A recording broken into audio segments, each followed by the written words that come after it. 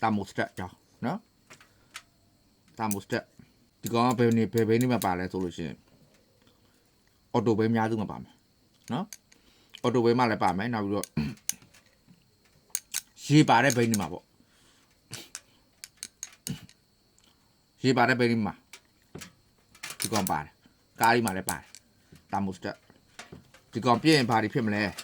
နော်ဒီကောင်ကဘယ်လိုလုပ်ဆောင်ပေးလဲဒီကောင်ကိုကောင်းတာဆိုတာ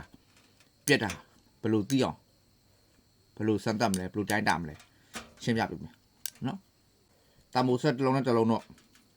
မတူပေါ့ဒီကောင်ကဘယ်လိုလုပ်လဲဆိုလို့ချင်းသူ့ရဲ့တာဝန်က engine ရဲ့ရေနဲ့ရေတန်ကီတွေရဲ့ရေနဲ့ကိုသူကတတ်မှတ်တဲ့အပူချိန်တစ်ခုရောက်လို့ချင်း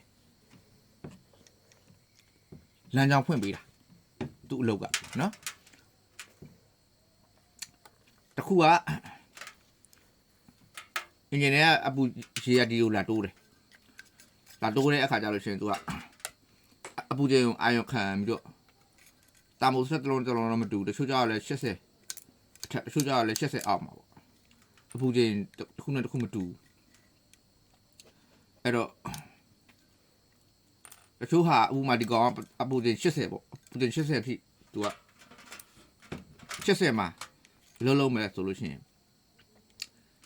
အင်ဂျင်နီယာရေကိုဒီမှာသူကဒီမှာဝင်နေဒီပေါ့ထဲမှာဝင်နေဒီထဲမှာအင်ဂျင်နီယာပူရေရောက်နေတစ်ဖက်ကကြတော့သူကရေတန်ကီထဲကိုသွားမှာ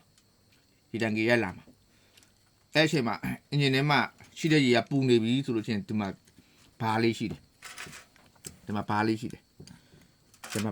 အဲ့ဘားလေးကအင်ဂျင်ထဲရရေအပူချိန်ကြောင့်ဖွင့်လိုက်တာပွင့်သွားတဲ့ခါကျရင်ဒီထဲကရေတန်ကီရဲ့ရေကဒီလိုဝင်လာပြီးတဲ့ခါကျအင်ဂျင်ရဲ့ရေနဲ့လှည့်တာပေါ့အဲ့ကနေပြီးဒီထဲမှာတတ်မှတ်တဲ့အေးတက်ရပြီဆိုလို့ရှိရင်သူကအော်တိုပြန်ပိတ်သွားတယ်အဲ့လိုပဲပူလာရင်ဖွင့်လိုက်ရေဘူးတဲ့ရေအေးနဲ့လှည့်လိုက်ပြန်ပိတ်လိုက်ပူလာရင်ရေဘူးနဲ့ရေအေးနဲ့လှည့်လိုက်ပြန်ပိတ်လိုက်အင်ဂျင်ကပူချိန်ကိုထိန်းပေးတာနော်အင်ဂျင်ကပူချိန်ကိုထိန်းပေးတာဒီကောင်အဲ့တော့ဒီကောင်ကောင်းမကောင်းဘယ်လိုစစ်မလဲဆိုရင်